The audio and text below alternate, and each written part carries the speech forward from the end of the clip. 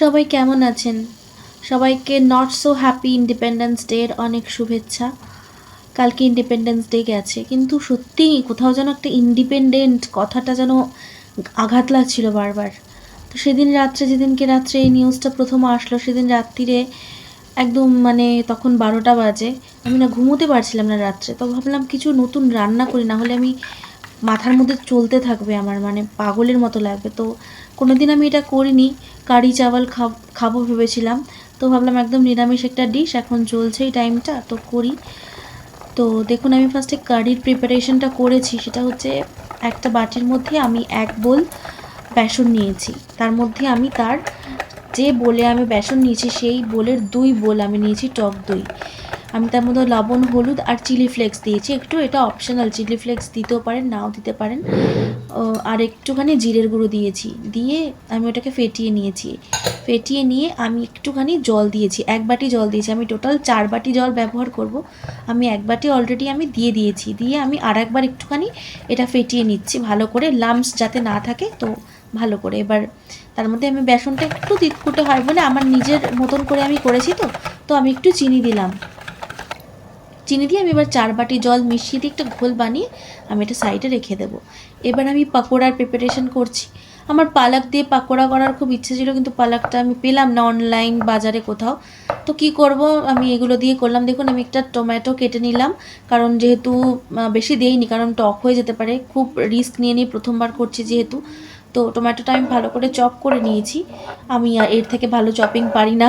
তো আমি এটা চপিং করা টমেটোটা আমি দিয়ে দিলাম। এরপরে আমি 2টো আলু গ্রেট করে নিয়েছি, আর আমি নিয়েছি ফ্রোজেন পিস যেটা আছে ওটা 1 কাপ নিয়েছি, আর 2টো আলু আমি এরকমভাবে সুন্দর করে আমি গ্রেট করে নিয়েছি, নিয়ে আমি ওটা একসাথে দিয়ে দিলাম ওর মধ্যে। তো দিয়ে আমি এর ভিতরে 1 বাটি বেসন দিলাম, লবণ দিলাম। লবণ দেওয়ার পর আমি একটু হলুদ দিয়ে দেবো। হলুদ দিয়ে আমি এটা দিয়েছি যে জিরে আর হচ্ছে আজওয়াইন আর হচ্ছে মৌরি, এটাকে রোস্ট করে একসঙ্গে ভেজে নেওয়া একটা গুঁড়ো, সেটা আমি এর মধ্যে দিলাম 1/2 চামচ মতো। তো এবারে আমি পাকোড়াটাকে এরকমভাবে মেখে নেব। জল দেওয়ার দরকার নেই, কারণ যে জিনিসগুলো আছে তার থেকে একটু জল এমনিতেই রিলিজ করবে। তো এরপর আমি দিলাম একটু বেকিং সোডা, যেটা আছে খাবার সোডা যেটাকে বলে, ওটা দিয়ে আমি ভালো করে মাখিয়ে আমি ব্যাপারটা রেখে দেবো। তো আর যতটা ব্যাটার ছিল তাতে আমার ওই 26টা মতো পাকোড়া হয়েছিল।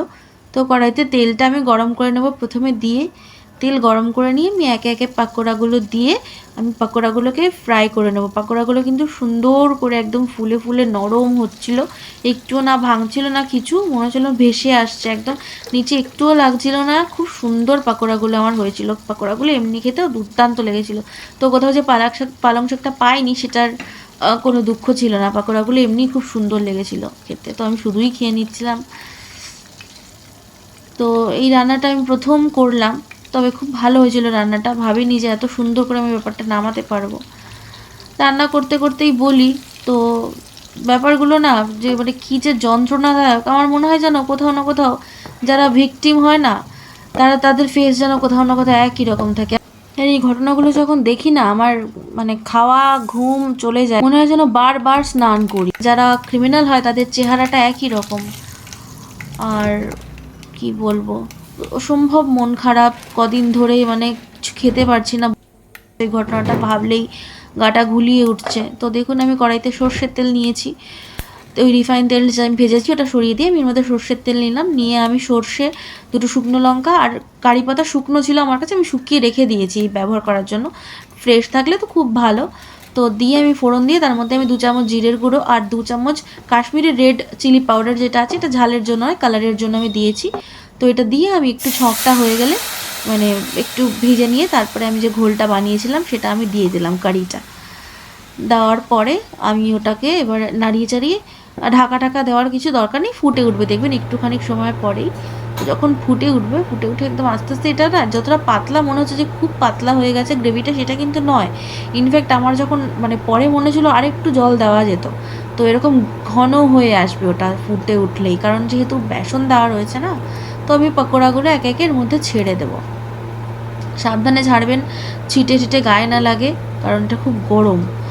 তো এবারে ভালো করে একটু খানিকক্ষণ ফুটিয়ে নিয়ে মিনিট 2-3 দেখবেন পকোড়াগুলো নরম হয়ে আসছে। তো একটু টেস্ট করে দেখবেন যে লবণ লাগবে কি না। তো যদি লবণ লাগে তাহলে এই মুহূর্তে এখানে অ্যাড করতে পারেন, আর যদি কিছু না লাগে তো হয়ে গেল। আমার কিন্তু এই মুহূর্তে কিছু লাগেনি, কারণ সবই মোটামুটি দেওয়া ছিল, কারিতেও মোটামুটি সব দেওয়া ছিল। তো যাই হোক, আমার কারিটা কিন্তু রেডি হয়ে গেছে। এবারে এটা পরের দিনের জন্যও ছিল। তো কি সুন্দর দেখতে হয়েছে না, এটা দেখেই আমার যেন একেবারে প্রাণ জুড়িয়ে গেছিলো।